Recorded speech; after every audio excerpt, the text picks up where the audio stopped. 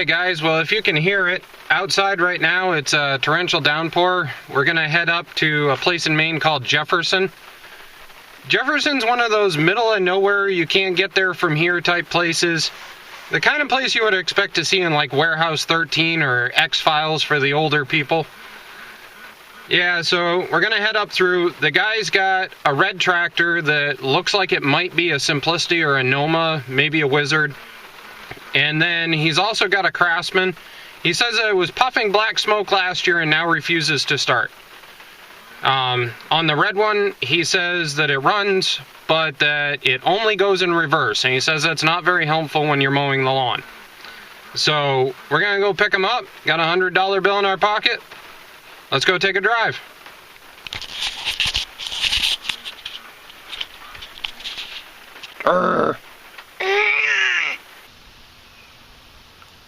Alright guys, first up, 1984 Yardman.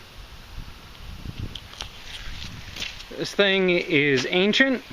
It did come with a mowing deck. Tires hold air. And seat's a little worn. 7 horsepower Briggs, but if you notice, there's no starter. And that's because this machine is from back when people weren't lazy like they are nowadays. It actually has a factory pull start on it. That was an option back then that you could purchase. I think I'm going to see whether you can actually still buy these anymore and see whether they're potentially able to be retrofit onto one of the newer Briggs. So the guy claimed that it ran and drove, but the reverse was blown. Although I'm really not quite sure how that is, considering the fact its coil is shot and won't make any spark whatsoever. So, gonna have to tear it down. I haven't decided about this one, because if the transmission is blown, then we'll see. And on to the next one. The next one is a Craftsman. It is a Hydromatic, and did not come with a deck. But I have a spare deck, so that's no big deal. Everything seems to be pretty much intact. The belts underneath it actually look pretty new. And it has a 15.5 overhead valves IC Briggs & Stratton, which we all know is one of my favorites because it's what's in the mud mower. And decent seat, everything else. So we'll see whether this thing runs. After a little bit of adjustment, that is. Alright guys, so here we are with the Craftsman. This is going to be our baseline to start from. Keep in mind, as said in the previous part of the video, that the guy said that last year it ran, but it smoked, and that it will not run this year. So right now I've got the 150 amp cycle going through the battery because it's a dead bloody doornail.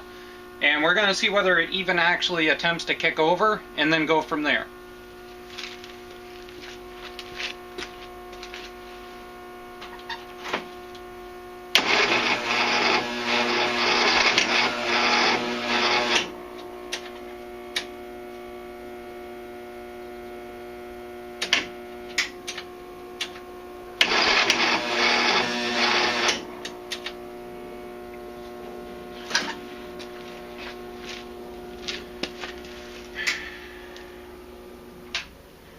Alright, so as you can see, it has a really hard time getting past that compression stroke. This is actually really common on this series of engines. It's usually the overhead valves are messed up, and the bottom valve, which is the exhaust, needs to be set to a different setting.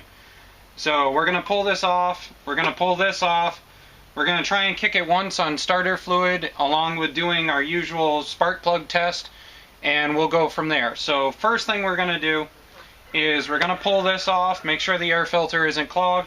We're going to pull this spark plug out, and we're going to double check that we actually have spark by disconnecting the kill wire, just to make sure. We're going to do it once with kill wire attached, once with kill wire disconnected. Alright, here we go.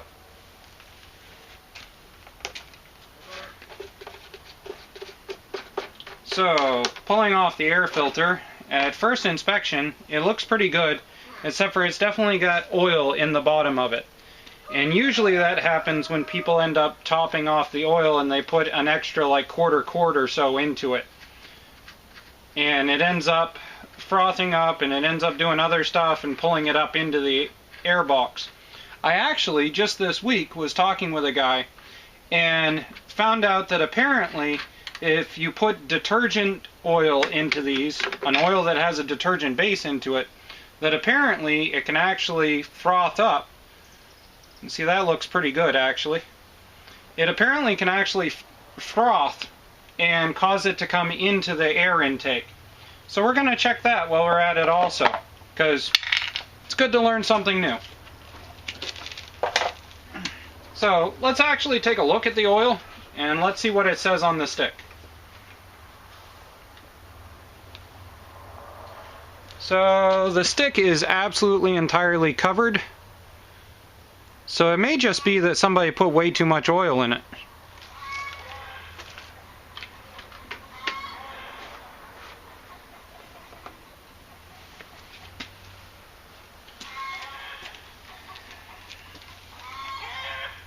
And it's always good after you turn it over a couple of times and you have a false start, smell the air box and see if you actually have gas coming out. And in this case I can smell gas, so that's a good thing.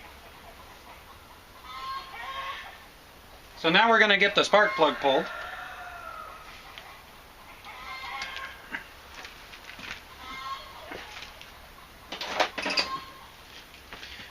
These spark plugs on these are 5/8 spark plugs.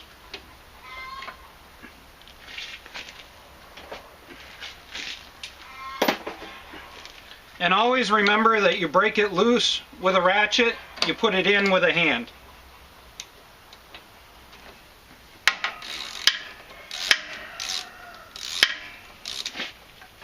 So we broke it loose, we're going to pull it out.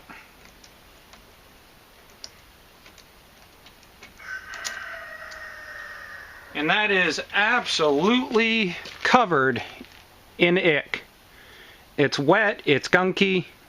My semi-clean finger, it is covered in oil.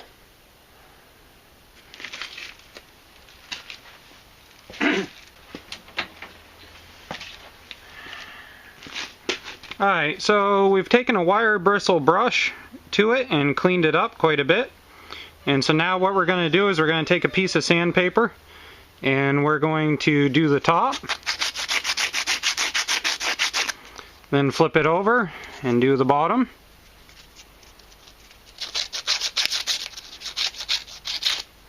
And then because of the fact that we're testing this on the outside of the engine, we're also going to sand the top of this, which won't affect it in the engine, but it makes it better for testing.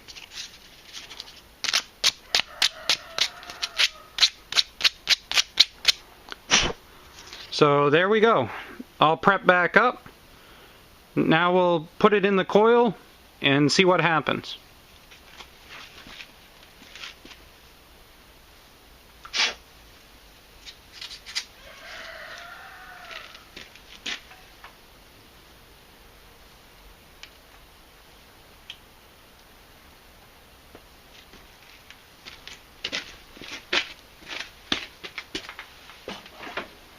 Alright, so this is coil test with kill switch connected. Uh-oh.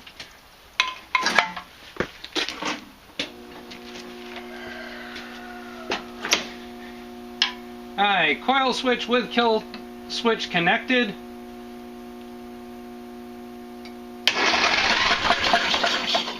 Holy cow, did you see what just came out of there? Let's try that again. We did have coil fire. But watch this engine. Holy cow. I don't want to get the camera too close because I'm afraid of what's coming out of there. But here we go. Let's crank it over.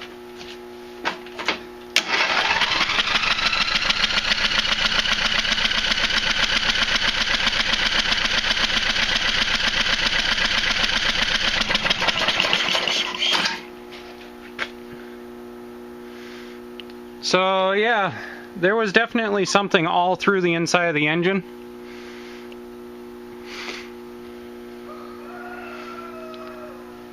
I'm pretty sure that it's some sort of really thin weight oil, because it doesn't smell like gas. So I guess we'll go from here. Remember to always put in a spark plug by hand until you're sure you're halfway down the thread. And you'll know you're about halfway when this no longer rocks back and forth. Alright, so all this stuff has been kicked out and spark plug is back in. Let's see what happens.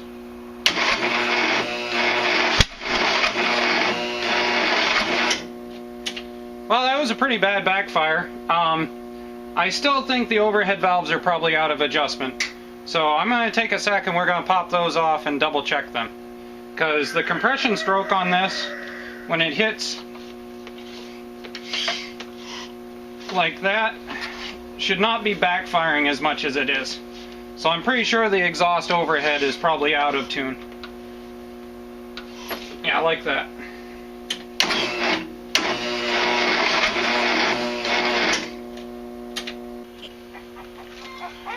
Alright, so here we are, we got this off, and we got the exhaust side, which is one I'm guessing is probably messed up. So, depending on whose book you're reading,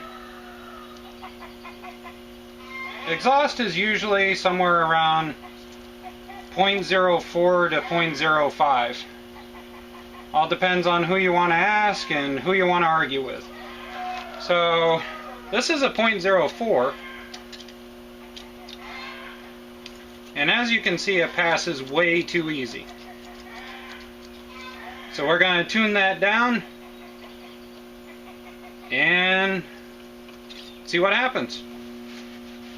So let's see if she's a little happier.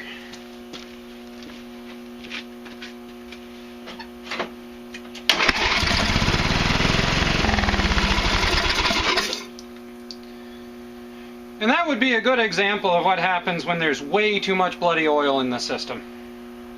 So, at this point, obviously, it's going to run. It's just a matter of getting all the oil out and putting the proper amount in. Alright, so, exhaust valve tuned in. Extra oil everywhere. Here we go.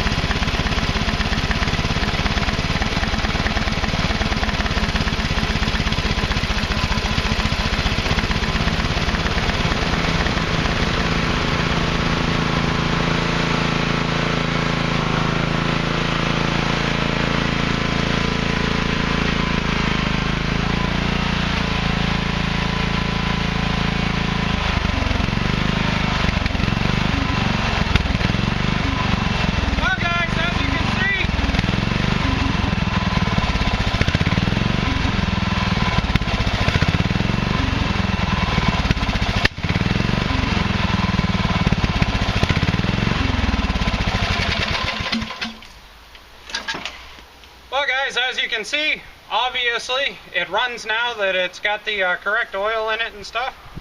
So I'm going to pressure wash it back down because it's really dirty now. The hydro works both reverse and forward.